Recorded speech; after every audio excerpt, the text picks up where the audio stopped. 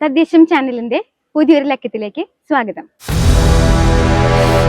ഇന്ന് നമ്മൾ ജനകീയാസൂത്രണത്തിന്റെ അമരക്കാരിൽ ഒരാളും കിലയുടെ Kerala institute of local administration കിലയുടെ മുൻ ഡയറക്ടറുമായിരുന്ന ശ്രീ ജോയ് ഇളമൺ ആണ് നമുക്ക് അതിഥിയായി ലഭിച്ചിരിക്കുന്നത്.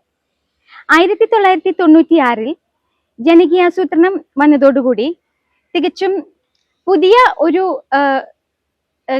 രീതിയിലേക്കാണ് തദ്ദേശ സ്വയംഭരണ സ്ഥാപനങ്ങൾക്ക് കൂടുതൽ അധികാരം ലഭിക്കുകയും സംസ്ഥാന ബഡ്ജറ്റിന്റെ 35% ഉപയോഗിച്ചുകൊണ്ട് ജനപങ്കാളിത്തത്തോടുകൂടി വികസന പ്രവർത്തനങ്ങൾ നടത്തുക എന്ന ലക്ഷ്യത്തോടുകൂടി ജനകീയാസൂത്രണം നിലവിൽ വരികയാണ് ചെയ്യുന്നത്. അതിനെക്കുറിച്ചും ഇപ്പോൾ ഏതാണ്ട് 3 പതിറ്റാണ്ട് പിന്നിടുമ്പോൾ ഏത് രീതിയിലുള്ള മാറ്റങ്ങളൊക്കെ അതുകൊണ്ട് നമുക്ക് ഉണ്ടായി, അതുപോലെ തന്നെ എന്തൊക്കെ നേട്ടങ്ങൾ കൈവരിക്കാൻ സാധിച്ചു തുടങ്ങി ഒട്ടനേകം കാര്യങ്ങൾ നമുക്ക് ശ്രീ ജോയ് ഇളമണുമായി ഒന്ന് സംസാരിക്കാം. സ്വാഗതം സർ. നമ്മളിപ്പോൾ ജനകീയാസൂത്രണം ആരംഭിച്ചിട്ട് 3 പതിറ്റാണ്ട് പിന്നിടുകയാണ്. നമ്മൾ അന്ന് ഉദ്ദേശിച്ച ലക്ഷ്യങ്ങൾ കൈവരിക്കാൻ അല്ലെങ്കിൽ കേരളത്തിന്റെ വികസന രംഗത്ത് കാലികമായ എല്ലാ തരത്തിലുമുള്ള ഇടപെടലുകൾ നടത്താനും എല്ലാം നമ്മൾ കുറച്ച് ലക്ഷ്യങ്ങൾ വെച്ചിരുന്നു. അതെല്ലാം നേടിയെടുക്കാൻ സാധിച്ചു എന്ന് വിശ്വസിക്കുന്നുണ്ടോ? യഥാർത്ഥത്തിൽ ജനകീയാസൂത്രണം കേവലം ഒരു ആസൂത്രണ പ്രക്രിയയുടെ ഭാഗമല്ല. ആ കാലം ഒന്ന് ആലോചിക്കുക. അത് ആഗോളവൽക്കരണത്തിൻ്റെ, ഉദാരവൽക്കരണത്തിൻ്റെ, പുത്തൻ സാമ്പത്തിക നയങ്ങളുടെ നടത്തിപ്പുമായി ബന്ധപ്പെട്ടുണ്ടായിട്ടുള്ള ആഘാതങ്ങൾ അനുഭവിച്ചു തുടങ്ങിയ കാലമാണ്. ഉദാഹരണത്തിന് സേവനാദി മേഖലകളിൽ നിന്നൊക്കെ തന്നെയും സർക്കാർ പിൻവാങ്ങുക എന്ന നയത്തിൻ്റെ, അത് 80കളുടെ അവസാനം തുടങ്ങിയ പരിപാടികൾ, അതിൻ്റെ അനുഭവങ്ങൾ വന്ന കാലമാണ്. ഉദാഹരണത്തിന് വിദ്യാഭ്യാസ രംഗം, അൺഎക്കണോമിക് എന്ന് പറഞ്ഞ സ്കൂളുകൾ പൂട്ടിത്തുടങ്ങുന്ന കാലം, നമ്മളുടെ പ്രാഥമിക ആരോഗ്യ കേന്ദ്രങ്ങളും മറ്റ് പൊതു ആരോഗ്യ കേന്ദ്രങ്ങളുമെല്ലാം തന്നെ മുരടിപ്പിൻ്റെ ഘട്ടത്തിലെത്തിയിരിക്കുന്ന കാലം, അവയൊക്കെ തന്നെയും പതുക്കെ പതുക്കെ അവഗണിക്കപ്പെടുന്ന അതിന് തുടക്കം കുറിച്ച കാലമാണ്. അങ്ങനെ ഓരോ മേഖലയിലും ബദലുകളില്ല. കാരണം ഇത്തരം ആഗോള പ്രക്രിയയാണ്, ആഗോളമായിട്ട് നടക്കുന്ന കാര്യമാണ്. There is no alternative. ബദലില്ല. നമ്മളെല്ലായിടത്തും ചെയ്യുന്നത് പോലെ നമ്മളിവിടെ ചെയ്യണം എന്ന നിലയിലാണ് എന്ന് പറഞ്ഞ കാലഘട്ടത്തിലാണ് കേരളം പറഞ്ഞത് ബദലുണ്ട്. ടീന അല്ല, ദർ ഈസ് ഓൾട്ടർനേറ്റീവ്, ടിയ ആണ്. ആ ബദലിൻ്റെ ഭാഗമാണ് ജനകീയാസൂത്രണം വരുന്നത്. അതിൽ നിന്നാണ് നമ്മൾ തുടങ്ങേണ്ടത്. എന്തായിരുന്നു അപ്പോഴത്തെ സ്ഥിതി എന്നതിൻ്റെ അടിസ്ഥാനത്തിൽ വേണം എന്ത് നേടിയെന്ന് ആലോചിക്കാൻ. അങ്ങനെ വരുമ്പോഴാണ് ഇപ്പോൾ നമ്മൾ കാണുന്നത് പോലെ തന്നെ ഇപ്പോൾ ആരോഗ്യരംഗത്തെടുക്കുക. ഇപ്പോൾ ഈ അവസാനം കോവിഡ് കാലഘട്ടത്തിൽ എങ്ങനെയാണ് കോവിഡിനെ നമ്മൾ നേരിട്ടതെന്ന് നോക്കുക. അങ്ങനെ നേരിടാനുള്ള കഴിവ് എങ്ങനെ വന്നു? ഈ കാലഘട്ടത്തിൽ ആരോഗ്യരംഗത്തുണ്ടായ, അതായത് അടച്ചു പൂട്ടാൻ തുടങ്ങിയ മുരടിപ്പിൻ്റെ കാലത്ത് നിന്ന് ഈ ആരോഗ്യ കേന്ദ്രങ്ങളൊക്കെ തന്നെയും ഏത് നിലയിലേക്ക് മാറി? ലോകത്തൊരിടത്തും ഇല്ലാത്തതുപോലെ എന്ന് തന്നെ പറയാവുന്ന രീതിയിൽ പൊതു ആരോഗ്യ സംവിധാനം ഉപയോഗിച്ച് കോവിഡിനെ വലിപ്പച്ചെറുപ്പമില്ലാതെ നേരിട്ട സംവിധാനം. വിദ്യാഭ്യാസ രംഗം എടുക്കുക. അടച്ചു പൂട്ടാനിരുന്ന സ്കൂളുകളുടെ കാലഘട്ടത്തിൽ നിന്നും ഏറ്റവും ഉന്നത നിലവാരത്തിലേക്കുള്ള സൗകര്യങ്ങളുമായി സ്കൂളുകൾ വരികയാണ്, എല്ലാം തിരിച്ചു വരികയാണ്. അങ്ങനെ ഓരോ മേഖലകൾ. അപ്പോൾ ആ രീതിയിലാണ് ഇതിനെ കാണുന്നത്. അപ്പോൾ തന്നെ അതുകൊണ്ട് തന്നെ ആ ബദൽ സൃഷ്ടിക്കുക എന്ന കാര്യത്തിൽ കേരളം ജനകീയാസൂത്രണത്തിലൂടെ വിജയിച്ചു എന്ന് തന്നെ പറയേണ്ടി വരും. അതിൻ്റെ ഭാഗമായിട്ടുണ്ടായിട്ടുള്ള മറ്റ് പല കാര്യങ്ങൾ, അത് കാർഷിക രംഗത്താണെങ്കിലും മറ്റു രംഗങ്ങൾ, പക്ഷെ പ്രത്യേകിച്ചും പാർപ്പിടത്തിൻ്റെ കാര്യത്തിൽ, കുടിവെള്ളത്തിൻ്റെ കാര്യത്തിൽ, സാനിറ്റേഷൻ്റെ കാര്യത്തിൽ, ഇങ്ങനെയുള്ള നിരവധി മേഖലകൾ ഉണ്ടായിരുന്നു. പിന്നെ പശ്ചാത്തല സൗകര്യത്തിൻ്റെ കാര്യത്തിൽ അവിടെയൊക്കെ തന്നെയുള്ള കാര്യം എന്ന് വെച്ച് കഴിഞ്ഞാൽ നീതിപൂർണമായിട്ടുള്ള വിതരണം എന്നതാണ്. അതായത് കേരളത്തിൻ്റെ അങ്ങോളം ഇങ്ങോളം മുക്കിനും മൂലയിലും വികസനത്തിൻ്റെ പൊൻവെളിച്ചമെത്തി എന്നതാണ് അതിനകത്തെ പ്രാധാന്യം. അവിടെയാണ് ജനകീയാസൂത്രണം വ്യത്യസ്തമാകുന്നത്. അപ്പോൾ നേടിയോ എന്ന് ചോദിച്ചാൽ ഇതൊക്കെ തന്നെയാണ് നേട്ടങ്ങൾ എന്ന് പറയേണ്ടത്. അപ്പോൾ ആ രീതിയിലേക്ക് വന്നു. പക്ഷേ അതിനോടൊപ്പം തന്നെ കാണേണ്ട ഒരു കാര്യം, എല്ലാവർക്കും എല്ലാ സ്ഥലങ്ങളിലും എല്ലാ മേഖലകളിലും എല്ലാ വിഷയങ്ങളിലും എന്ന നിലയിൽ ഒരാളും പുറകിലാകരുത് എന്ന നിലയിലുള്ള സമീപനമാണ്. അതുകൊണ്ടാണ് ഏതൊരു മുക്കിനും മൂലയിലും ഏതൊരാൾക്കും ജനകീയാസൂത്രണത്തിൻ്റെതായിട്ടുള്ള അനുഭവവേദ്യമായിട്ടുള്ള നടപടികൾ ഉണ്ടായിട്ടുണ്ട് എന്നാണ് പറയുന്നത്. അതുകൊണ്ട് തന്നെ പക്ഷേ ഇത് തുടർച്ചയാണ്. അതുകൊണ്ട് തന്നെ ലക്ഷ്യം സാധിച്ചോ എന്ന് വെച്ചാൽ പുതിയ പുതിയ ആവശ്യങ്ങൾ വരികയാണ്, അതിങ്ങനെ മാറിക്കൊണ്ടേയിരിക്കും. അതുകൊണ്ടാണ് പിന്നീട് നവകേരളത്തിനായി ജനകീയാസനം വരുന്നത്. അങ്ങനെ പല കാര്യങ്ങളും. സാർ ഇപ്പോൾ പറഞ്ഞു ഒരുപാട് ലക്ഷ്യങ്ങൾ നമുക്ക് നേടാൻ കഴിഞ്ഞു. എന്തൊക്കെയാണ് നമ്മൾ ഉദ്ദേശിച്ചിട്ട് നേടാതെ പോയ അല്ലെങ്കിൽ പരിഹരിക്കപ്പെടാൻ കഴിയാതെ പോയ വിഷയങ്ങൾ ഏതൊക്കെയാണ്? ഞാൻ പറയുക, പരിഹരിക്കാൻ കഴിയാതെ പോയി എന്നുള്ളതല്ല, ഇനിയും നേടേണ്ടതായിട്ടുള്ള, ഇനിയും മുന്നോട്ട് പോകേണ്ടതായിട്ടുള്ള ഒരുപാട് മേഖലകളുണ്ട്. ഇപ്പോൾ ഉദാഹരണത്തിന് ഇപ്പോൾ കാർഷിക രംഗത്ത് ഇതുപോലെ തന്നെ ഏതാണ്ട് തളർച്ചയിലേക്ക് പോയിരുന്നിടത്തുനിന്നാണ് നമ്മൾ തിരിച്ചു പിടിച്ചുകൊണ്ടിരിക്കുന്നത്. അതുപോലെ എന്നാൽ പക്ഷേ പൂർണ്ണമായോ എന്ന് ചോദിച്ചാൽ പൂർണ്ണമെന്നല്ല, ഇനി ഒരുപാട് മുന്നോട്ട് പോകാനുണ്ട്. അതുപോലെ തന്നെ പ്രാദേശിക സാമ്പത്തിക വികസനം തദ്ദേശഭരണ സംവിധാനത്തിലെ, പ്രത്യേകിച്ചും 73 ഭരണഘടനാ ഭേദഗതിയിലെ ഒരു പ്രധാനപ്പെട്ട അജണ്ടയാണ്, ഒബ്ജക്റ്റീവാണ്. പക്ഷേ പ്രാദേശിക സാമ്പത്തിക വികസനം ഉണ്ടായില്ല എന്നൊന്നും ഞാൻ പറയില്ല. നമ്മുടെ അവിടുത്തെ ചെറു സംരംഭങ്ങൾ, ഓരോ വീട്ടിലും ഉണ്ടായിട്ടുള്ള വരുമാനത്തിലെ വ്യത്യാസങ്ങൾ, അതൊക്കെ നമ്മൾ പരിശോധിക്കേണ്ടി വരും. അപ്പോൾ അങ്ങനെ വരുമ്പോൾ പ്രാദേശിക സാമ്പത്തിക വികസനം ഉണ്ടായെങ്കിലും ഇതിനും അപ്പുറത്തേക്ക് പോകേണ്ടതായിരുന്നു എന്നുള്ളതാണ്. മൂന്നാമത്തത് പുതിയ ആവശ്യങ്ങളാണ്, പ്രത്യേകിച്ചും തൊഴിലിൻ്റെ കാര്യത്തിൽ, പ്രത്യേകിച്ച് അഭ്യസ്തവിദ്യരായവരുടെ തൊഴിലിൻ്റെ കാര്യത്തിൽ, പുതിയ സംരംഭങ്ങളുടെ കാര്യത്തിൽ, കാലഘട്ടത്തിനനുസൃതമായിട്ടുള്ള സംരംഭങ്ങളും അതുപോലെ തന്നെ വ്യവസായവൽക്കരണവും ഒക്കെയുള്ള കാര്യങ്ങൾ, അവയിലൊക്കെ തന്നെയും ഇനിയും ഒട്ടേറെ മാറ്റങ്ങൾ ഉണ്ടാകാനുണ്ട്. മാലിന്യ നിർമ്മാർജ്ജനത്തിൻ്റെ കാര്യത്തിൽ അടുത്ത കാലങ്ങളിൽ അഭൂതപൂർവമായ വളർച്ചയും വർധനയുമാണ് ഉണ്ടായതെങ്കിലും ഇനിയും അത് നിലനിർത്തണമെങ്കിൽ ഇനിയും ഒരുപാട് മുമ്പോട്ട് പോകാനുണ്ട്. നമ്മുടെ ജനജീവിതത്തിൻ്റെ ഭാഗമായി മാറേണ്ട ഒരുപാട് കാര്യങ്ങളുണ്ട്. അതുകൊണ്ട് തന്നെ ഇനിയും കുറേയധികം കാര്യങ്ങൾ നേടാനുണ്ട് എന്ന നിലയിലാണ് കാണുക. ഒരുപക്ഷെ പ്രാദേശിക വികസനത്തിന്റെ കാര്യത്തിൽ കേരളത്തിന് നേടാൻ കഴിയാതെ പോയ പല വികസനങ്ങളും മറ്റ് സംസ്ഥാനങ്ങൾ ഇന്ന് കൈവരിച്ചു എന്നൊരു വാദം ഇപ്പോൾ ഉയർന്നു വന്നിട്ടുണ്ട്. ഇത് എത്രമാത്രം ശരിയാണ്? അതെനിക്ക് തോന്നുന്നത് അധികാര വികേന്ദ്രണത്തെക്കുറിച്ച് ഉള്ള കാഴ്ചപ്പാടിൻ്റെ അടിസ്ഥാനത്തെ തന്നെ ചോദ്യം ചെയ്യുന്നൊരു കാര്യമാണ്. കാര്യം വെച്ചാൽ അധികാര വികേന്ദ്രണത്തിൻ്റെ ഉദ്ദേശം തന്നെ എന്താ, ജനകീയാസനത്തിൻ്റെ ഉദ്ദേശം എന്താ, അതത് പ്രദേശങ്ങളിലുള്ള പ്രശ്നങ്ങളെ നേരിടാൻ എന്ത് ചെയ്യുന്നു എന്നുള്ളതാണ്. അങ്ങനെ വരുമ്പോൾ ഈ എന്താ പറയുക, ഓറഞ്ചിനെയും ആപ്പിളിനെയും കൂടെ താരതമ്യം ചെയ്യുന്ന പോലെ അവിടെ ഇതുണ്ടായി ഇതിവിടെ ഉണ്ടായില്ല എന്ന് പറയുമ്പോൾ ഇവിടുത്തെ പ്രശ്നങ്ങൾ പരിഹരിക്കുക എന്നുള്ളതാണ് അതിനകത്തുള്ളത്. അപ്പോൾ ഇവിടുത്തെ പ്രശ്നങ്ങൾ പരിഹരിക്കുന്നതിൽ എങ്ങനെ നമുക്ക് മുമ്പോട്ട് പോകാം എന്നുള്ളതാണ്. അവിടെയാണ് ഞാൻ പറഞ്ഞത്. അതുപോലെ നമ്മുടെ വികസന പാതയുടെ പ്രശ്നം. കാരണം എങ്ങനെയാണ് നമ്മൾ വികസനത്തെ കണ്ടത്, അത് കേരളം രൂപീകരിച്ച ആദ്യത്തെ സർക്കാർ മുതൽ എടുത്ത ചില സമീപനങ്ങളുടെ ഭാഗമാണ്.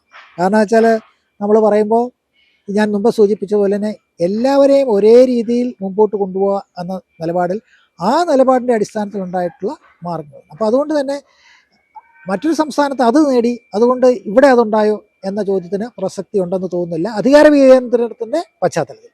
പകരം കേരളത്തിൻ്റെതായ പ്രയാസങ്ങളും പ്രശ്നങ്ങളും ആഗ്രഹങ്ങൾക്കും അനുസരിച്ച് നമ്മൾ എത്രമാത്രം മുമ്പോട്ട് പോയി, ഈ പരിസ്ഥിതിയിൽ നമ്മളെങ്ങനെ മുമ്പോട്ട് പോയി, ഇങ്ങനെയാണ് ഞാനതിനെ കാണുക. അതുകൊണ്ട് അത്തരം ഒരു കമ്പാരിസന് ആവശ്യമില്ല. പക്ഷേ പൊതുവായുള്ള താരതമ്യപ്പെടുത്തലിൽ ഏതാണ്ട് എല്ലാ മേഖലകളിലും ഞാൻ ഈ ഒന്നാം സ്ഥാനം എന്ന് പറയുന്നില്ല. പക്ഷേ ഒന്നാം സ്ഥാനം എന്ന് പറയുമ്പോൾ നമ്മളെപ്പോഴും എന്ന് വെച്ചാൽ രണ്ടാം സ്ഥാനക്കാരനെക്കാട്ടി മുമ്പിൽ നിന്ന് മാത്രമേ ആവുന്നുള്ളൂ.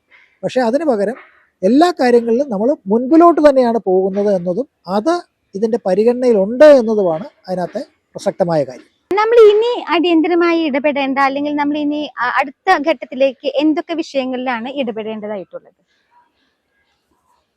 പ്രത്യേകിച്ച് ഞാൻ ഉദ്ദേശിക്കുന്നത് ഈ പറഞ്ഞ പ്രാദേശിക തലത്തിലാണെന്നുണ്ടെങ്കിൽ, ഒന്ന് ഞാൻ സൂചിപ്പിച്ച പ്രാദേശിക സാമ്പത്തിക വികസനത്തിൽ നമ്മളുടെ ഓരോ മുക്കും മൂലയും മുമ്പോട്ട് പോകാൻ കഴിയുന്ന രീതിയിൽ പ്രാദേശിക സാമ്പത്തിക വികസനത്തിൽ വലിയ മാറ്റം വരണം.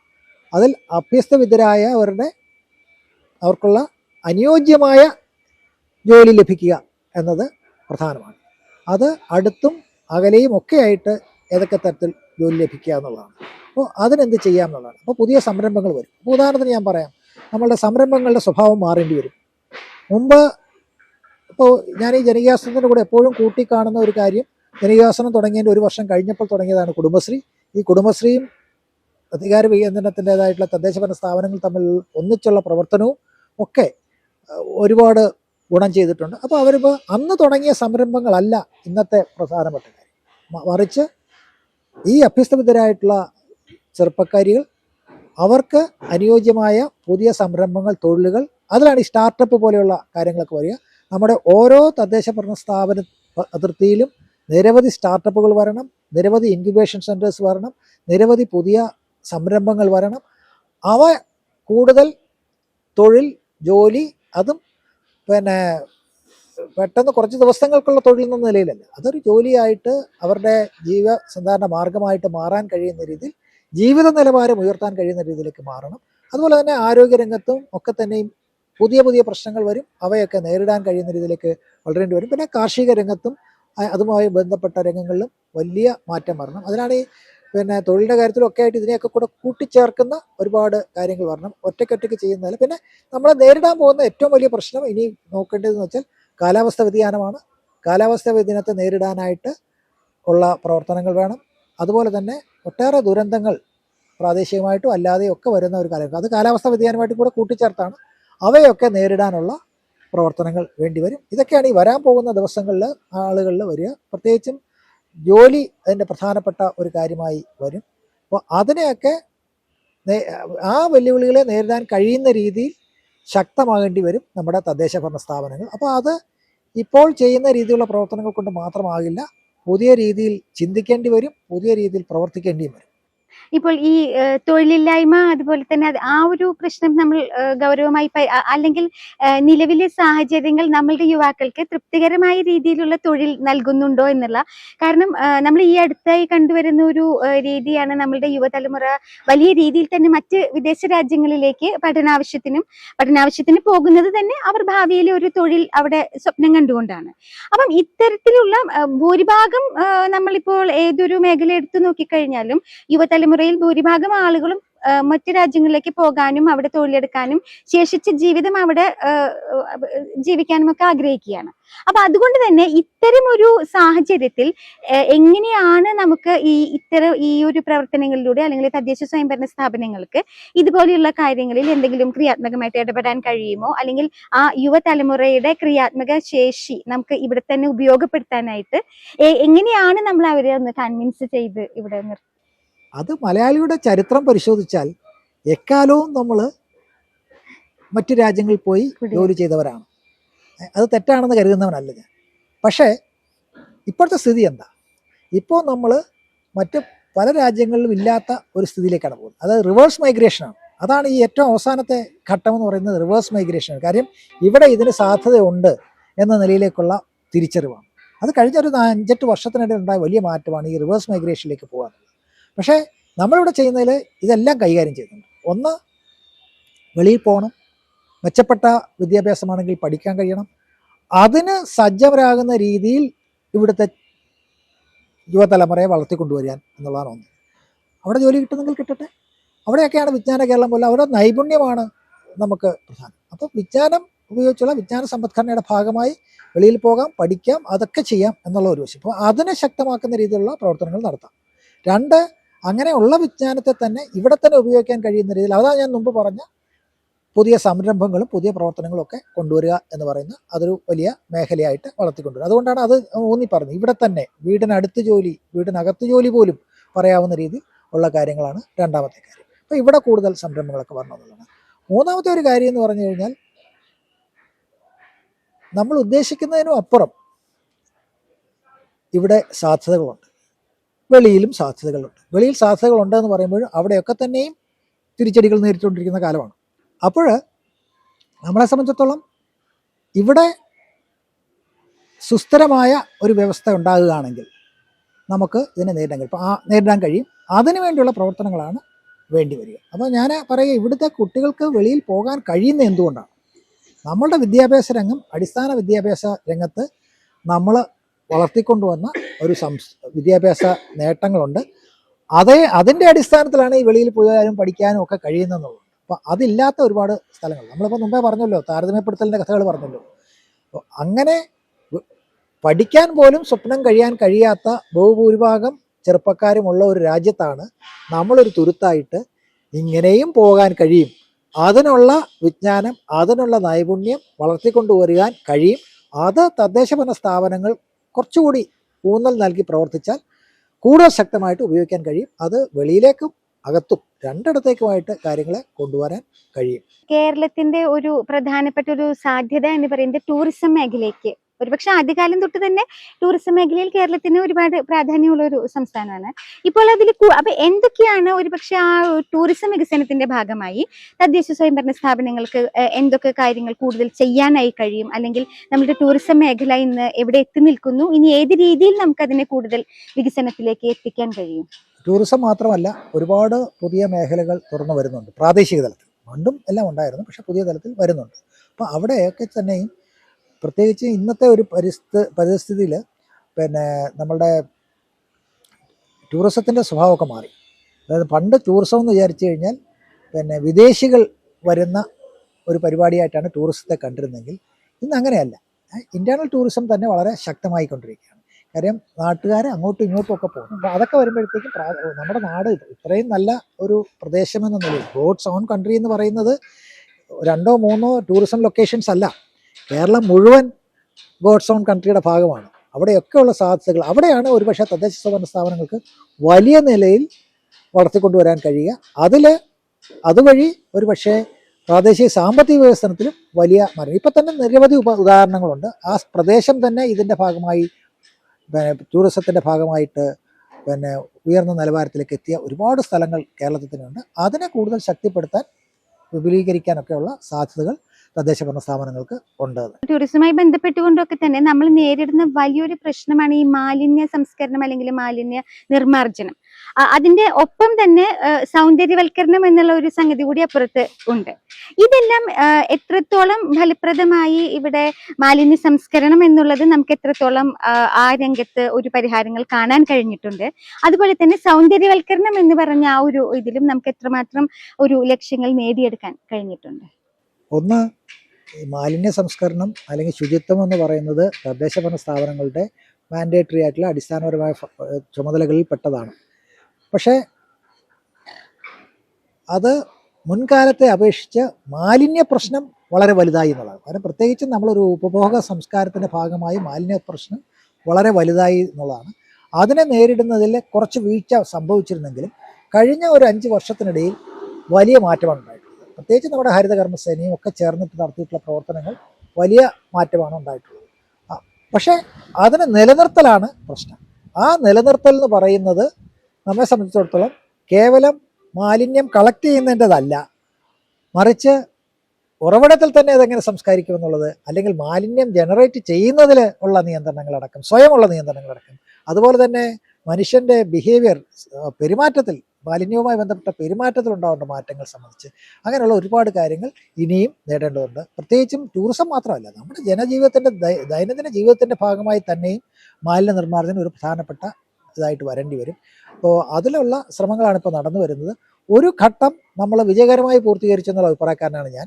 പക്ഷേ ഇനിയും മുന്നോട്ട് പോകാനുണ്ടെന്നുള്ളതിനേക്കാൾ കൂടുതലായിട്ട് ഈ നേട്ടം നിലനിർത്തുന്നതാണ് വലിയ വെല്ലുവിളിയായി നിലനിൽക്കുക. കാര്യം വെച്ചാൽ ഇതെല്ലാം മനുഷ്യനിർമ്മിതമായിട്ടുള്ള പ്രശ്നങ്ങളാണ്. അതിനെ നേരിടണമെങ്കിൽ എല്ലാവരും ഒറ്റക്കെട്ടായി, അതായത് ഒരു തദ്ദേശ സ്വയംഭരണ സ്ഥാപനമോ ജീവനക്കാരോ മറ്റുള്ളവരോ വിചാരിച്ചല്ല, മറിച്ച് ഓരോ വീട്ടിലും ഓരോരുത്തരും വിചാരിച്ചാൽ മാത്രമേ നടക്കുകയുള്ളൂ. ആ ഒരു സംസ്കാരത്തിലേക്ക് നമ്മളെ നയിക്കാൻ തദ്ദേശ ഭരണ സ്ഥാപനങ്ങൾക്ക് കഴിയണം എന്നുള്ളതാണ് ഞാൻ പറയുന്നത്. ഇപ്പോൾ ഹരിതകർമ്മസേനയുടെ നേതൃത്വത്തിൽ നമ്മൾ മാലിന്യ സംസ്കരണത്തിന് ഉള്ള കാര്യങ്ങൾ നടന്നു വരുന്നുണ്ട്. പക്ഷെ ഒരുപക്ഷെ എന്തിനേയും വിവാദമാക്കുന്ന ഒരു ശീലം നമുക്കുള്ളത് കൊണ്ടാവാം ഹരിതകർമ്മസേനയുടെ പ്രവർത്തനങ്ങളെ കുറിച്ച് പല സ്ഥലത്തും പലതരത്തിലും നമ്മൾ ഫീസ് വയ്ക്കുന്നത് മുതൽ അവരുടെ പ്രവർത്തനങ്ങളെ കുറിച്ച് വരെ പല പരാതികളും ഉയർന്നു വന്നിട്ടുണ്ട്. നമുക്ക് എങ്ങനെ ഫലപ്രദമായി ഇതിനെ നേരിടുകയും അതുപോലെ തന്നെ ഹരിതകർമ്മസേന അംഗങ്ങൾക്ക് എന്തെങ്കിലും ട്രെയിനിങ് പോലുള്ളത് കൊടുക്കുകയോ അല്ലെങ്കിൽ അവരുടെ കർമ്മശേഷി വർദ്ധിപ്പിക്കുന്നതിന് വേണ്ടി എന്ത് രീതിയിലാണ് നമുക്ക് കുറെ കൂടി കാര്യക്ഷമമായിട്ട് ഈ ഹരിതകർമ്മസേനയെ ഒന്ന് മാറ്റിയെടുക്കാനായിട്ട് സാധിക്കുക? ഹരിതകർമ്മസേന ആരംഭിക്കുമ്പോൾ വലിയ എതിർപ്പ് നേരിട്ടുണ്ട്. എതിർപ്പും അവർ പരിഹാസ്യരായിട്ടുണ്ട്. അങ്ങനെയുള്ള ഒരുപാട് സംഭവങ്ങൾ ഉണ്ടായിട്ടുണ്ട്. പക്ഷേ ഞാനിപ്പോൾ ഈ കാലം ഇത്രയും കഴിയുമ്പോൾ ഞാൻ മനസ്സിലാക്കുക, ഹരിതകർമ്മസേന നമ്മുടെ ജീവിതത്തിൻ്റെ ഭാഗമായി എന്നുള്ളതാണ്. അത് അവരുടെ പ്രവർത്തനത്തിൻ്റെയും കൂടെ ഭാഗമായിട്ട്, അവർ പ്രവർത്തിച്ചതിൻ്റെയും കൂടെ അടിസ്ഥാനത്തിലും അവരുടെ പ്രവർത്തനത്തിൻ്റെ ഫലം നാട്ടുകാർ കണ്ടിട്ടുള്ളതിൻ്റെ അടിസ്ഥാനത്തിൽ ഹരിതകർമ്മസേന വലിയ നേട്ടം കൊയ്തിട്ടുണ്ട് എന്നുള്ളതാണ് ഒരു വശം.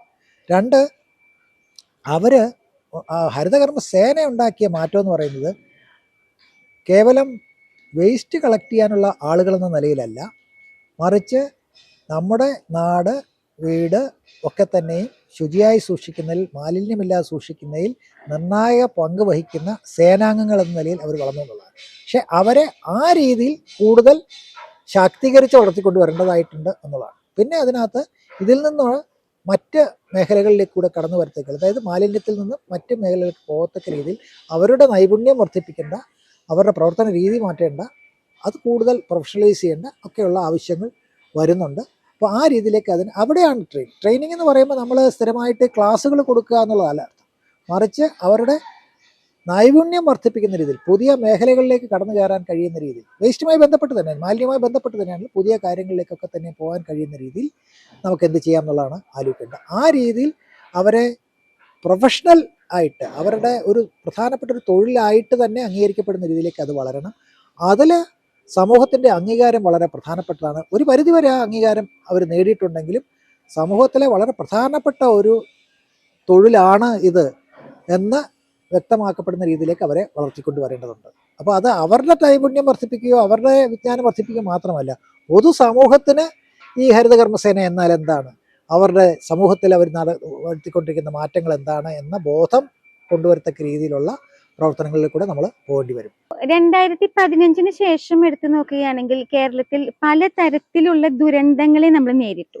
ഇപ്പം നിപ്പ, പ്രളയം, കോവിഡ്, അങ്ങനെ ഒരുപാട് നമ്മൾ അപ്രതീക്ഷിതമായ ഒരുപാട് ദുരന്തങ്ങൾ. അത്തരം ആ ദുരന്ത സമയങ്ങളിലൊക്കെ തന്നെ ഒരുപക്ഷെ ഓരോ വ്യക്തിയും ഓരോ പോരാളിയായി മാറുന്നു, അല്ലെങ്കിൽ ഓരോരുത്തരും അവരവരാൽ കഴിയുന്ന രീതിയിൽ പ്രവർത്തനങ്ങൾ കാഴ്ചവെച്ചിട്ടുണ്ടെങ്കിൽ പോലും ഈ ദുരന്ത നിവാരണം എന്നുള്ളൊരു വിഷയത്തിനെ നമ്മൾ ഇനിയെങ്കിലും സജീവമായി പരിഗണിക്കുകയും അതിന് വേണ്ട ദുരന്ത നിവാരണവുമായി ബന്ധപ്പെട്ടുകൊണ്ടുള്ള കൂടുതൽ കാര്യങ്ങൾക്ക് തദ്ദേശ സ്വയംഭരണ സ്ഥാപനങ്ങൾക്ക് ഇക്കാര്യത്തിൽ എന്താണ് കാര്യക്ഷമമായി ചെയ്യാൻ കഴിയുക? നമുക്ക് 2018 മുമ്പ് ദുരന്ത നിവാരണത്തിൽ തദ്ദേശഭരണ സ്ഥാപനങ്ങൾക്ക് വലിയ പങ്കൊന്നും ഉണ്ടായിരുന്നില്ല എന്നാണ്, പ്രത്യക്ഷത്തിലൊന്നും ഉണ്ടായിരുന്നില്ല എന്നതാണ് വാസ്തവം. അതിൻ്റെ ദുരന്ത നിവാരണത്തിൻ്റെ സംഘാടനത്തിൽ തന്നെ ഒരു കേന്ദ്രീകൃത സമീപനമാണ് ഉണ്ടാകുക. കാരണം എന്ന് വെച്ച് കഴിഞ്ഞാൽ ദുരന്തം എന്ന് പറയുന്നത് എപ്പോഴും ഒരു എമർജൻസിയാണ്, പെട്ടെന്ന് ചെയ്യേണ്ടതാണ്, അതൊരു യുദ്ധസമാനമായ അന്തരീക്ഷമാണ്. അങ്ങനെയൊക്കെ വരുമ്പോൾ യുദ്ധത്തിൻ്റെ പോലെ തന്നെ കൈകാര്യം ചെയ്യണമെന്നതുപോലെ തന്നെ, അതുകൊണ്ട് തന്നെ കമാൻഡ് ആൻഡ് കൺട്രോൾ, അതായത് ഒരുപാട് അഭിപ്രായങ്ങളും മറ്റുള്ളവർ അങ്ങനെയൊന്നും വരാൻ പറ്റില്ല, ഏകോപിപ്പിച്ച് കൊണ്ടുപോകേണ്ടതാണ് ഒക്കെ ഉള്ളതുകൊണ്ട് കമാൻഡ് ആൻഡ് കൺട്രോൾ എന്നതാണ് പൊതു സമീപനം. പക്ഷേ അതിൻ്റെ മറുവശം എന്ന് വെച്ച് കഴിഞ്ഞാൽ ആരാണ് ആദ്യം പ്രതികരിക്കുന്നവർ, ഫസ്റ്റ് റെസ്പോണ്ടൻ്റ് ആരാണ്? അതാ നാട്ടുകാരാണ്. അങ്ങനെ വരുമ്പോൾ തദ്ദേശഭരണ സ്ഥാപനങ്ങൾക്ക് വലിയ പങ്കുണ്ട്. ഈ തിരിച്ചറിവ് ഉണ്ടായത് സത്യത്തിൽ 2018 കാരണം വെച്ചാൽ അതുവരെ ഇത് വകുപ്പുകൾ ചെയ്യുന്ന പരിപാടിയായിരുന്നെങ്കിൽ 2018 വളരെ വ്യാപകമായ ദുരന്തമുണ്ടായപ്പോഴാണ് പ്രാദേശികമായി ഇത് ഇടപെടേണ്ടതുണ്ടെന്ന് ബോധ്യം വരുന്നത്. അത് തദ്ദേശഭരണ സ്ഥാപനങ്ങൾ ഗംഭീരമായി ചെയ്തു, പ്രവർത്തിച്ച് കാണിച്ചു, അവർക്കതിനുള്ള കഴിവുണ്ട് എന്ന് തെളിയിച്ചതിൻ്റെ അടിസ്ഥാനത്തിൽ കൂടിയാണ് പിന്നീട് 2019-20 പ്രാദേശിക ദുരന്ത നിവാരണ പദ്ധതി തയ്യാറാക്കപ്പെടുന്നത്, അതിൻ്റെ തുടർ പ്രവർത്തനങ്ങൾ നടന്നു വരുന്നത്. പക്ഷേ പദ്ധതി തയ്യാറാക്കി കഴിഞ്ഞെങ്കിലും അതിനെ പ്രയോഗതലത്തിലേക്ക് കൊണ്ടുവരുന്നതിൽ ഇനി മുമ്പോട്ട് പോകണം. കാര്യങ്ങൾ വരുമ്പോൾ, പ്രശ്നങ്ങൾ വരുമ്പോൾ നന്നായി ചെയ്യുന്നു എന്നത് നല്ല കാര്യം. പക്ഷേ അത് അതിനു വേണ്ടിയുള്ള പ്രത്യേക പദ്ധതിയുടെ ഒന്നും ഭാഗമല്ല, അത് സ്വാഭാവികമായിട്ടുണ്ടാകുന്ന പ്രതികരണത്തിൻ്റെ ഭാഗമാണെങ്കിൽ നമുക്കിതിനെ കൂടുതലായിട്ട്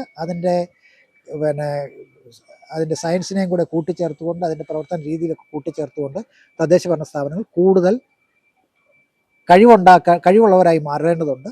അതിന് സംവിധാനം, തദ്ദേശഭരണ സ്ഥാപനങ്ങൾ മാത്രമല്ല, അതിൻ്റെ സംവിധാനങ്ങൾ, പ്രത്യേകിച്ചും താഴെത്തട്ടിൽ നടക്കുന്ന നിരവധി പ്രവർത്തനങ്ങളിൽ, പ്രത്യേകിച്ചും ഞാൻ പറയുക ക്യാമ്പ് മാനേജ്മെൻറ്റ് അങ്ങനെയൊക്കെയുള്ള കാര്യങ്ങളൊക്കെ തന്നെയും തദ്ദേശഭരണ സ്ഥാപനങ്ങൾക്ക് പൂർണ്ണ ചുമതല നൽകി തന്നെ ഈ കാര്യങ്ങൾ മാറ്റേണ്ടതുണ്ട്. അതിനുള്ള കഴിവ് വർദ്ധിപ്പിക്കുകയും വേണം എന്നുള്ളതാണ്. ജനങ്ങളും തദ്ദേശ ഭരണ സ്ഥാപനങ്ങളെയും തമ്മിൽ ബന്ധിപ്പിക്കുന്ന, അല്ലെങ്കിൽ പ്രത്യക്ഷ ജനാധിപത്യത്തിന്റെ ഒരു അവസരമാണ് നമുക്ക് ഗ്രാമസഭകൾ നൽകുന്നത്. ജനങ്ങൾക്ക് അവരുടെ പ്രശ്നങ്ങൾ അവതരിപ്പിക്കാനും അതുപോലെ തന്നെ അവരുടെ പ്രതിനിധികളുമായി സംവദിക്കാനും എല്ലാം ഉള്ളത്. പക്ഷെ നമ്മൾ ഈ അടുത്തായി കണ്ടുവരുന്നത് പൊതുവെ ഗ്രാമസഭകളിൽ ജനപങ്കാളിത്തം വളരെ കുറഞ്ഞു വരികയാണ്. അപ്പം ഏത് രീതിയിലാണ് നമുക്ക് ഈ ജനപങ്കാളിത്തം വർദ്ധിപ്പിക്കുകയും അതിലൂടെ ഈ ജനങ്ങളും ജനപ്രതിനിധികളും തമ്മിലുള്ള ആശയവിനിമയം കൂടുതൽ സുഗമമാക്കുകയും അതിലൂടെ ചർച്ചകളിലൂടെയും മറ്റ് കാര്യങ്ങളിലൂടെയും എല്ലാം തന്നെ നമുക്ക് പൊതുവായിട്ടുള്ള പ്രശ്നങ്ങൾ കണ്ടെത്താനും അവയ്ക്ക് പരിഹാരം കാണാനും എല്ലാം കഴിയുകയുള്ളൂ. ഇതിനായി എന്താണ് ചെയ്യാൻ കഴിയുക? ഈ ജനപങ്കാളിത്തം വർദ്ധിപ്പിക്കുന്നതിന് വേണ്ടി എന്താണ് ചെയ്യാൻ കഴിയുക? ഞാൻ ഇതിൽ ഒന്ന് സാധാരണ സംസാരിക്കുന്ന രീതിക്ക് വ്യത്യസ്തമായിട്ട് ഉള്ള ഒരു അഭിപ്രായമാണ് ഞാൻ പറയുക. അത് അഭിപ്രായത്തിന് വേണ്ടി, ചർച്ചയ്ക്ക് വേണ്ടിയുള്ള അഭിപ്രായമായിട്ട് ഞാൻ പറയുക. ഒന്ന്, നമ്മൾ ഈ ഗ്രാമസഭ കേരളത്തിൽ തുടങ്ങുമ്പോൾ യഥാർത്ഥത്തിൽ നമുക്ക് ഗ്രാമമെന്നൊരു സങ്കല്പമില്ല, ഗ്രാമസഭയുടെ സങ്കല്പമില്ല. ഗ്രാമം എന്ന സങ്കല്പം ഇല്ലാത്തടത്തോളം കാലം ഗ്രാമസഭയും കൃത്രിമമായി സൃഷ്ടിച്ച ഗ്രാമസഭയായിട്ടാണ് ഞാൻ കാണുക. അല്ലെങ്കിൽ ഒരു ഗ്രാമം എന്ന് പറയുന്ന മറ്റ് പലയിടങ്ങളിലും ഒരേ സ്വഭാവമുള്ള ഒരേ കൂട്ടത്തിലുള്ള ആൾക്കാരെല്ലാം കൂടെ കൂടുന്ന, ഒന്നിച്ച് താമസിക്കുന്ന അങ്ങനെയുള്ള സ്ഥലങ്ങളിലെ ഒരു ഗ്രാമം. നമ്മുടെ ഗ്രാമം അങ്ങനെയല്ല. അപ്പോൾ പിന്നെ ഗ്രാമസഭ എന്നുള്ളത് സത്യത്തിൽ വാർഡ് സഭയാണ്. ആ വാർഡ് സഭയ്ക്ക് ഗ്രാമസഭയുടേതായിട്ടുള്ള സ്വഭാവം ഇല്ല എന്നുള്ളതാണ്. പക്ഷെ നമ്മളത് പിന്നെ നിയമപരമായിട്ടും അല്ലാതെയൊക്കെ തന്നെ നമ്മളതിനെ ആ രീതിയിൽ പ്രവർത്തിക്കാൻ ശ്രമിച്ചു എന്നതാണ്. പക്ഷെ അതും കഴിഞ്ഞ കാലം ഒരുപാട് പോയി. അത്തരമുള്ള ഒരു ഗ്രാമസഭയ്ക്ക് ഇനി നമ്മൾ ഉദ്ദേശിച്ച ഫലം ചെയ്യാൻ കഴിയും എന്ന വിശ്വാസക്കാരനല്ല ഞാൻ. ഗ്രാമസഭയെ അടിമുടി മാറ്റണം എന്നുള്ളതാണ്. അല്ലെങ്കിൽ പാർട്ടിസിപ്പേഷൻ, പങ്കാളിത്തം എന്ന് പറയുന്നതിനെ തന്നെ വേറെ രീതിയിൽ കണ്ട് നമുക്ക് ചെയ്യാൻ കഴിയണം. ഇപ്പോൾ ഉദാഹരണത്തിന് പല കാര്യങ്ങളും ഇപ്പോൾ ഞാൻ പറയുകയാണ്, നമ്മൾ ഇപ്പോൾ പ്രളയം വന്നപ്പോൾ, കോവിഡ് വന്നപ്പോഴൊക്കെ തന്നെയും അതിനു മുമ്പൊക്കെ നമ്മൾ പറഞ്ഞുകൊണ്ടിരുന്നത് ചെറുപ്പക്കാരൊന്നും ഇത്തരം പരിപാടികളിലൊന്നും ഇപ്പോൾ പണ്ടത്തെ പോലെ വരുന്നില്ല എന്നുള്ളൊരു പേര് നമുക്കുണ്ടായിരുന്നു. പക്ഷെ നമ്മൾ അങ്ങനെയല്ല കണ്ടത്. പ്രളയത്തിന് വന്നപ്പോഴാണെങ്കിലും ശരി, കോവിഡ് വന്നപ്പോഴാണെങ്കിലും ശരി, അതുമായി ബന്ധപ്പെട്ട ഒരുപാട് കാര്യങ്ങൾ നടന്നപ്പോഴൊക്കെ തന്നെയും ചെറുപ്പക്കാർ എത്ര ആക്റ്റീവായിട്ടാണ് രംഗത്ത് വന്നത്. എന്ന് വെച്ചാൽ എന്താ കാര്യം? നമ്മൾ ഈ പണ്ട് നമ്മൾ പറഞ്ഞിരുന്ന ആ രീതിയിലല്ലായിരിക്കും അവർക്ക് പ്രവർത്തിക്കുന്നത്. അതുപോലെ തന്നെ വിവരങ്ങൾ നൽകുന്നതിൽ, ചോദ്യങ്ങൾ ചോദിക്കുന്നതിൽ ഒക്കെ തന്നെ പുതിയ മാർഗങ്ങളൊക്കെ അവലംബിക്കേണ്ടി വരും. പങ്കാളിത്തം വന്നാൽ നമ്മൾ ഒന്നിച്ചൊരിടത്ത് കൂടിയിരിക്കുക എന്ന് മാത്രമാവരുത്. സത്യത്തിൽ അങ്ങനെ കൂടിയിരുന്നത് കൊണ്ട് പങ്കാളിത്തമായെന്ന് പറയാൻ കഴിയില്ല. കാര്യം തീരുമാനമെടുക്കുന്നതിൽ, വെറുതെ അഭിപ്രായം പറയുന്നതിൽ പോലുമല്ല, തീരുമാനമെടുക്കുന്നതിൽ എത്രമാത്രം പങ്കാളിത്തമുണ്ട് എന്നത് പറയണമെങ്കിൽ ആ കൂടിയിരിപ്പിനേക്കാൾ അപ്പുറത്തേക്ക് വിവിധ മാർഗങ്ങൾ കൂടെ തീരുമാനങ്ങൾക്ക് അടിസ്ഥാനമായ രീതിയിലുള്ള പങ്കാളിത്തം ഉറപ്പാക്കാം. അപ്പോൾ നമുക്ക് ഈ ഗ്രാമസഭയുടെ ഇന്നത്തെ ഘടന മാറ്റി പുതിയ രീതിയിലേക്ക് പങ്കാളിത്തം ഉറപ്പിക്കാനുള്ള പുതിയ രീതി, അത് നമ്മൾ ഈ ഒരേ രീതിയിൽ ഇന്ന രീതിയിൽ തന്നെ വേണം എന്ന് പറഞ്ഞ് വെക്കുമ്പോഴാണ് പലപ്പോഴും അങ്ങോട്ടും ഇങ്ങോട്ടും ചെയ്യാൻ കഴിയാത്ത രീതിയിൽ ചട്ടക്കൂടിനകത്താവുമ്പോഴേക്കും വളരെ കൃത്രിമമായിട്ടുള്ള പാർട്ടിസിപ്പേഷൻ, പങ്കാളിത്തവും കൃത്രിമമായിട്ടുള്ള ഗ്രാമസഭയാകുന്നത്. മറിച്ച് പുതിയ രീതിയിലേക്ക് കൂടുതൽ ഫ്ലെക്സിബിലിറ്റിയുള്ള, അതിനെ വളർത്താൻ കഴിയുന്നില്ല, പങ്കാളിത്തം ഉറപ്പിക്കാൻ കഴിയുന്ന രീതിയിലുള്ള പങ്കാളിത്ത വേദികളാണ് നമുക്ക് ഉണ്ടാവേണ്ടത്. ഇപ്പോൾ ഉദാഹരണത്തിന് വർക്കിംഗ് ഗ്രൂപ്പ്, അതിൻ്റെ സ്വഭാവം മാറണം. അതുപോലെ തന്നെ ഓരോന്നും. അപ്പോൾ ആ രീതിയിലേക്ക് നമുക്ക് ആലോചിക്കേണ്ടി വരും, പുതിയ രീതിയിൽ കാര്യങ്ങൾ. ഞാനതുകൊണ്ട് ഗ്രാമസഭയെ ഉടച്ചു വാർക്കണം എന്ന നിലയിലാണ് ഞാൻ പറയുക. അതിൽ പുതിയ ഒരുപാട് മാർഗങ്ങൾ പങ്കാളിത്തത്തിലുണ്ട്. ആ മാർഗങ്ങൾ സ്വീകരിക്കാൻ നമുക്ക് കഴിയണം. നമ്മൾ ജനകീയാസൂത്രണത്തിനെ കുറിച്ച് പറഞ്ഞാണ് നമ്മൾ ചർച്ച ആരംഭിച്ചത്. അതിലൂടെ തന്നെ നമുക്കതിനെ അവസാനിപ്പിക്കാമെന്ന് തോന്നുന്നു. അപ്പോൾ EMS നമ്പൂതിരിപ്പാടിനെയും IS ഗുലാത്തിയെയും പോലെയുള്ള ഒരുപാട് മഹാരഥന്മാർക്കൊപ്പം ഈ ജനകീയാസൂത്രണം എന്ന ആ ഒരു വലിയ സ്വപ്ന പദ്ധതിയുടെ ഭാഗമാകാൻ ഭാഗ്യം സിദ്ധിച്ച ഒരാളാണ് താങ്കൾ. അതുകൊണ്ട് തന്നെ അന്നത്തെ കാലത്തെ ആ ഓർമ്മകൾ, EMSഉം ഗുലാത്തിയെയും പോലെയുള്ള വ്യക്തികളുമായുള്ള ഇടപഴകലുകൾ, അല്ലെങ്കിൽ അന്നത്തെ ഓർമ്മകൾ നിങ്ങൾ ആരംഭത്തിൽ നേരിട്ട വെല്ലുവിളികളാവാം, അല്ലെങ്കിൽ ഒരുപക്ഷെ തീർച്ചയായിട്ടും നിങ്ങൾക്കും ആ ഒരു എക്സൈറ്റ്മെന്റ് ഉണ്ട്, ആദ്യമായി ഒരു പദ്ധതി നമ്മൾ ആരംഭിക്കുന്നു എന്നുള്ളത്. അതുകൊണ്ട് തന്നെ അന്നത്തെ ഒരു ഓർമ്മകൾ നമുക്ക് വേണ്ടി ഒന്ന് പങ്കുവയ്ക്കാമോ? ഞാൻ പിന്നെ അത് പറയുക, കേരളത്തിൽ നടന്നിട്ടുള്ള പ്രധാനപ്പെട്ട പല കാര്യങ്ങളിലും ഞാനും കൂടെ ഉണ്ടായിരുന്നതാണ്. അത് എനിക്ക് കിട്ടിയ ഒരവസരമാണ്. പ്രത്യേകിച്ച് ഞാൻ പറയുക, എറണാകുളമാണ് ആദ്യത്തെ സാക്ഷര ജില്ല ഇന്ത്യയിലെ. ആ പ്രവർത്തനത്തിൽ പങ്കാളിയാകാൻ അവസരം ലഭിച്ച ഒരാളാണ് ഞാൻ. അത് കഴിഞ്ഞ് ഈ പറഞ്ഞതുപോലെ ജനകീയാസൂത്രണം ആരംഭിക്കുമ്പോൾ അതിൻ്റെ ഒന്നാം ദിവസം മുതൽ തന്നെ അതിൻ്റെ ഭാഗമാകാൻ കഴിഞ്ഞ ഒരാളാണ് ഞാൻ. അതുപോലെ മറ്റ് പല പരിപാടികളിൽ എനിക്ക് അവസരം കിട്ടിയിട്ടുണ്ട്. അപ്പോൾ ഞാൻ അതിനെയൊക്കെ കാണുക, ഓരോന്നിനും അതിൻ്റേതായ സ്വഭാവമുണ്ട്. പക്ഷേ എനിക്ക് എപ്പോഴും തോന്നിയിട്ടുള്ള കാര്യം, അന്ന് ശ്രീ EMS നമ്പൂതിരിപ്പാടാണെങ്കിലും ശരി, ശ്രീ ഡോക്ടർ IS കുലാത്തി ആണെങ്കിലും ശരി, ഡോക്ടർ തോമസ് ഐസക് ആണെങ്കിലും ശരി, ഡോക്ടർ MB പരമേശ്വരൻ ആണെങ്കിലും ശരി, ഡോക്ടർ ഇക്ബാൽ ആണെങ്കിലും ശരി, അവരോടൊക്കെ കൂടെ നിന്ന്, അതുപോലെ അനിയേട്ടൻ EM ശ്രീധരൻ തുടങ്ങിയുള്ള എല്ലാവരുടെയും കൂടെ പ്രവർത്തിച്ച് വളർന്ന ഇവിടെ നമ്മുടെ CG ശാന്തകുമാർ സാറിൻ്റെ കൂടെയാണ് ഞാൻ കൂടുതൽ കാലം ഉണ്ടായിട്ടുള്ളത്. അങ്ങനെ ഒരുപാട് പേരുടെ കൂടെ വന്നതാണെങ്കിലും ഇപ്പോഴും ഞാൻ ഇപ്പോൾ നടക്കുന്ന പ്രവർത്തനങ്ങളിലും ഞാൻ മറ്റു ചിലരുടെ കൂടെയും വർക്ക് ചെയ്ത് പരിശീലിക്കും. അപ്പോൾ ഒരു വശത്ത് ഈ മഹാരഥന്മാരുടെ കൂടെ പ്രവർത്തിക്കുന്നു പറയുമ്പോഴും അവരുടെ കൂടെയല്ല, അതോടൊപ്പം ഉണ്ടായിരുന്ന ഒരു വൻ സംഘമുണ്ട്. അപ്പോൾ അതിൽ ഏറ്റവും പ്രധാനമെന്ന് പറയുന്നത് ഇതെല്ലാം കഴിഞ്ഞതിന് ശേഷം വളരെ ചെറുപ്പത്തിൽ അത്തരം പ്രവർത്തനങ്ങളിൽ പങ്കാളിയാകാൻ എന്നെപ്പോലെയുള്ളവരെ വിളിക്കുകയും വേദി ഒരുക്കുകയും ചെയ്ത മഹാരഥന്മാരായിട്ടാണ് അവരെ കാണുക. അതല്ലാതെ ആ പരിപാടി ആവിഷ്കരിച്ചവർ എന്നുള്ള രീതി മാത്രമല്ല, ഞങ്ങളെപ്പോലെയുള്ള ചെറുപ്പക്കാരെ, അന്നത്തെ കാലത്തെ ചെറുപ്പക്കാരെ ഇതിൻ്റെ മുൻപന്തിയിലേക്ക് കൊണ്ടുവരാൻ അവർ കാണിച്ച ധൈര്യം, അവർ കാണിച്ച വിശ്വാസം, അതാണ് ഒരു പുതുതലമുറയിലേക്ക് ഇത് വളർത്തിക്കൊണ്ടുവന്ന് പറയും. ഇന്നും ആ മഹാരഥന്മാരെ പോലെ തന്നെ ഞാൻ ഇന്ന് പ്രവർത്തിക്കുമ്പോഴും, അതുകൊണ്ട് ഞാൻ പറഞ്ഞ പഴയകാല അനുഭവങ്ങൾ ഗംഭീരമാണെന്നുള്ള സത്യം തന്നെ. പക്ഷേ ഇപ്പോഴങ്ങനെ അല്ല എന്ന് പറയുന്ന ആളല്ല ഞാൻ. മറിച്ച് ഇപ്പോഴും പുതിയ പുതിയ കാര്യങ്ങളിലും അതിൻ്റേതായ സ്വഭാവത്തിനനുസരിച്ചിട്ട് നല്ലതായി നടക്കുന്നു എന്ന വാദക്കാരനാണ് ഞാൻ. അപ്പോൾ അതുകൊണ്ട് തന്നെ ഇന്നിപ്പോൾ ഏറ്റവും അവസാനം കുടുംബശ്രീയിലെ ഓക്സിലറി ഗ്രൂപ്പിൽ നിന്ന് തിരഞ്ഞെടുക്കപ്പെട്ടിട്ടുള്ള വളരെ യങ്ങായിട്ടുള്ള തീമാറ്റിക് എക്സ്പേർട്സ് എന്ന് പറഞ്ഞ് കേരളത്തിൽ അങ്ങോളം ഇങ്ങോളം ഉള്ള ചെറുപ്പക്കാരികൾ, അവരുടെ അടക്കം പ്രവർത്തിക്കുമ്പോൾ ഓരോരോ രീതിയിലുള്ള അനുഭവങ്ങളാണ് നമുക്ക് ലഭിക്കുന്നത്. എല്ലാം ആവേശകരമായ അനുഭവങ്ങളാണെന്ന് ഞാൻ പറയും. കാരണം വെച്ചാൽ രീതികൾ മാറും, പ്രവർത്തന രീതികൾ മാറും, ഒക്കെ ആണെങ്കിൽ ശരി ഓരോ കാലഘട്ടത്തിലും. ഇപ്പോൾ ഞാൻ പറയുന്ന തദ്ദേശഭരണ സ്ഥാപനങ്ങളെ തന്നെ ഇപ്പോൾ എല്ലാവരും പറയും മുമ്പത്തെ പഞ്ചായത്തായിരുന്നു ഗംഭീരമായിരുന്നു, ജനകീയാസനം തുടങ്ങിയ കാര്യത്തായിരുന്നു നല്ലത് എന്നൊക്കെ പറയുമ്പോൾ ആ രീതിയിലല്ല ഇന്ന് പ്രവർത്തിക്കുന്നത് എന്നുള്ളതാണ്. ഇന്നും പല കാര്യങ്ങൾ കേരളത്തിൽ അങ്ങോളം ഇങ്ങോളം എടുത്തു കഴിഞ്ഞാൽ അനുഭവങ്ങൾ ഓരോ പഞ്ചായത്തിനും അനുഭവങ്ങൾ പറയാനുണ്ട്, നല്ല അനുഭവങ്ങൾ പറയാനുണ്ട്. അതുപോലെ തന്നെ പ്രവർത്തിക്കുന്ന ആളുകളുടെ കാര്യത്തിൽ മഹാരഥന്മാരെ പോലെ തന്നെ താഴെത്തട്ടിലും ഉള്ള, ഞാനീ പറയുക അൺസങ് ഹീറോസ് ആൻഡ് ഹീറോയിൻസ് എന്നാണ് പറയുക. എന്ന് വെച്ചാൽ പാടി പുകഴ്ത്തപ്പെട്ടിട്ടില്ലാത്ത ഒട്ടേറെ നായികമാരും നായകന്മാരും തദ്ദേശ ഭരണവുമായും ജനകീയാസനവുമായിട്ടും ഉണ്ടായിട്ടുണ്ട്. അവരോടൊക്കെ ഒപ്പം ചേർന്ന് പ്രവർത്തിക്കാൻ അവസരം കിട്ടിയ ഒരാളായിട്ടാണ് ഞാൻ എന്നെ കാണുന്നത്. അനുഭവങ്ങൾ എന്ന് പറഞ്ഞാൽ നിർത്താൻ കഴിയാത്തത്ര രീതിയിൽ പറയാൻ കഴിയുന്ന ചെറുതും വലുതുമായിട്ടുള്ള അനുഭവങ്ങളുണ്ട്. ഓരോന്നും അതിൻ്റെതായ പ്രാധാന്യമുള്ളവയാണ് എന്നുള്ളതാണ് എൻ്റെ അഭിപ്രായം. അതിബൃഹത്തായ ഒരു വിഷയമാണ്. നമ്മൾ അതിന്റെ വളരെ ചെറിയൊരു അംശം മാത്രമാണ് നമ്മളിപ്പോൾ ഈ ഒരു കുറച്ച് സമയം കൊണ്ട് സംവദിക്കാൻ ശ്രമിച്ചിട്ടുള്ളത്. പക്ഷെ സമയപരിമിതി മൂലം നമുക്ക് ഇദ്ദേഹത്തിൽ നിന്ന് നമുക്ക് ഒരുപാട് കാര്യങ്ങൾ ഇനിയും അറിയാനുണ്ട്. നമുക്ക് മറ്റൊരു സാഹചര്യത്തിൽ അതിന് അവസരം ഉണ്ടാവട്ടെ എന്ന് ആശിക്കാം. അതുകൊണ്ട് തന്നെ ഇത്രയും സമയം തദ്ദേശം ചാനലിന് വേണ്ടി ചെലവഴിച്ച ശ്രീ ജോയ് ഇളമണിന് നന്ദി.